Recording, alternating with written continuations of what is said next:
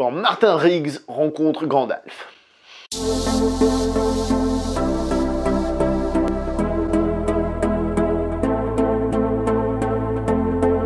Bonjour à toi très chers spectateurs et bienvenue pour cette nouvelle critique en post-projection. Il va être aujourd'hui question du film Bright, la nouvelle production chez Netflix, qui a 2-3 arguments qui ont réussi à m'attirer en tant que spectateur lambda. Réalisé par David Ayer, avec Will Smith dans le rôle principal, ainsi que Joel Edgerton, cet acteur que nous avions vu entre autres par exemple dans Warrior aux côtés de Tom Hardy. La note que je donne à ce film va être de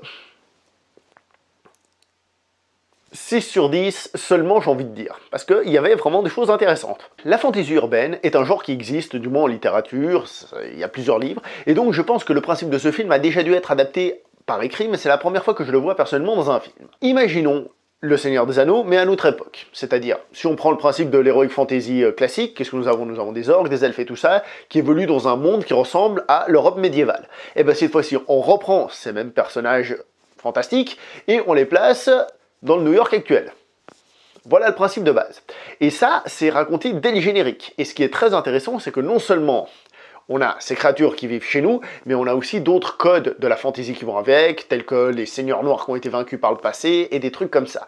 Donc il y a plein de choses très intéressantes, et comme j'ai dit, je crois que c'est la première fois que je le vois dans un film, et donc rien que pour ça, le film est intéressant à voir. Très honnêtement, rien que pour ça, il faut y jeter un coup d'œil. À part ça, le film prend plus ou moins la forme d'un buddy movie, même s'il ne reprend pas tous les codes et toutes les étapes classiques, justement, il est un petit peu original là-dedans, heureusement, mais c'est quand même une des choses très importantes de ce film.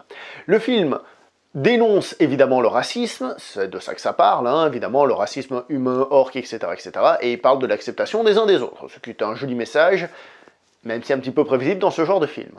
Il y a un vieux film, mais je me rappelle plus du tout du titre, j'ai des vagues images en tête, peut-être que vous l'avez, donc je compte sur vous, où il y avait aussi une histoire policière entre un flic et un extraterrestre, dans un monde où les extraterrestres vivaient avec les humains, c'était des extraterrestres, je crois, qui n'avaient pas de cheveux sur la tête et qui avaient comme des marques bleues ou un truc comme ça, et qui était aussi un film, j'ai envie de dire buddy movie, mais je me rappelle plus du tout, juste qu'ils travaillaient ensemble, ils étaient coéquipiers.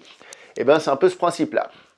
Au niveau des acteurs, Will Smith, ça fait tellement plaisir de le revoir ce Will Smith, parce que j'adore Will Smith. Will Smith c'est un acteur que j'adore depuis tout petit, évidemment depuis le Prince de Bel-Air et tout ça, bon bah voilà quoi. Est-ce qu'il joue bien dans ce film? Bah oui, il joue bien, il fait rien d'extraordinaire, mais il joue bien, Joel Edgerton, lui, il est excellent sous le masque, parce qu'en plus je l'ai même pas reconnu personnellement, il fait très très bien l'orque. Et pour moi, un des défauts du film, et là, c'est plus avant, c'est le scénario. Parce que l'idée globale du film est bien, comme j'ai dit, le point de départ est super intéressant, mais hélas, l'aventure en elle-même n'est pas spécialement prenante en tant que telle. Et c'est dommage, parce que justement, ça joue sur tous les codes et tout ça, et ce côté surprise que je trouvais super intéressant. Pour rappel, David Ayer, le réalisateur, c'est celui qui a fait End of Watch. Voilà, quoi. Un film que j'avais vu et que j'avais détesté personnellement. J'avais même pas vérifié que c'était lui le réalisateur et je me suis dit ça me fait penser à des films genre End of Watch. Ce film c'est ça, comme j'ai dit, c'est de l'heroic fantasy et ce côté polar très urbain. Et hélas, j'ai pas grand chose à dire d'autre sur le film. C'est un film qui est intéressant, oui, par son principe de base et l'histoire en elle-même. Rien que pour ça, il faut le voir. À part ça, je trouve que il a des bons sentiments, comme j'ai dit, combattre le racisme et tout ça, mais l'histoire en elle-même m'a pas plus emballé que ça. Et pourtant, elle est pas trop classique non plus. Donc voilà, je suis un peu resté sur ma faim. Disons que à l'histoire, si on enlève tout le côté heroic fantasy, bah le film ce serait un film tellement lambda qu'il aurait mérité un 4 sur 10, quoi, ou un 3 sur 10. Là, il y a cet aspect-là qui le rend intéressant, mais qui ne le fait pas passer à un stade non plus extraordinaire. Ça reste cependant, dans l'absolu, une bonne surprise, parce que pour moi, c'est un film qui sort de nulle part.